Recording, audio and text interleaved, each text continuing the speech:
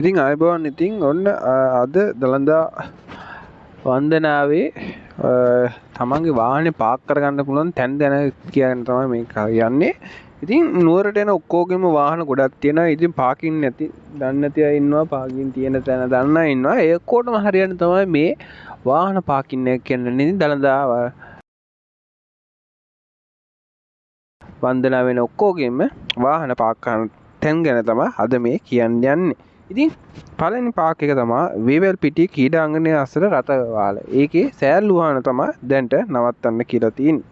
ඊට පස්සේ දෙවෙනි තැන තමයි සහස්සු වෙන රථගාල. ඒකේ සෑල්ලු වාහන තමයි නවත්තන්න කියලා තියෙන්නේ.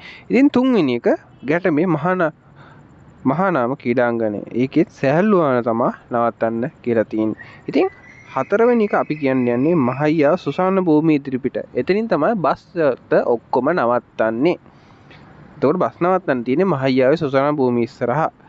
ඉතින් ඊළඟ බස් නවත්තන ස්ථානේ තමයි ධර්මාශෝක මාවත වංගුවේ සිට ජපන් කඩේ හන්දිය දක්වා මාර්ගයේ දිගටම ඔයාට බස් ටික නවත්තන්න පුළුවන්.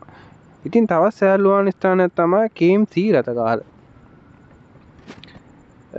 ඊට පස්සේ තව බස් රථ තැනක් තමයි YMBA එක අසල රජපිහිල්ල බස් රථ ගාලේ තමයි ඊළඟ බස් ටික නවත්තන්න තියෙන්න පුළුවන් එකම ස්ථානේ. ඉතින් තව එකක් තියෙනවා සැහැල්ලු වාහන නවත්තන්න පුළුවන් කරලිය රථගාල. ඉතින් එතනත් සැහැල්ලු වාහන නවත්තන්න පුළුවන් ඔයාට. ඊට පස්සේ තවත් බස් නවත්තන්න එකම තැනක් තමයි බෝගම්බර පිට්ටනිය. ඉතින් මේ පිට්ටනිය ඔයාට බස් ටික නවත්තන්න පුළුවන් වන්දනාව වෙන ඔක්කොම බස් නවත්තන්න පුළුවන් එකම තැන තමයි එතන. තව බස් රථ තැනක් තියෙනවා. එතන තැන්නේ කුමර හන්දියේ සිට හාරගම මාර්ගයේ පිටුපස.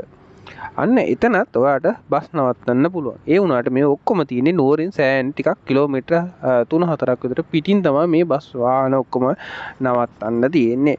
ඉතින් මේ ලොකේෂන් ටික මම පල්ලෙහෙන් දාන්න. ඔයාට මේ ලොකේෂන් එක බලා ඔයාට යන්න පුළුවන් මේකේ වාහන තියෙන තැන් වලට. ඉතින් මම දැනට මේ වාහන ටිකේ නම් ටික විතරයි කියන්නේ.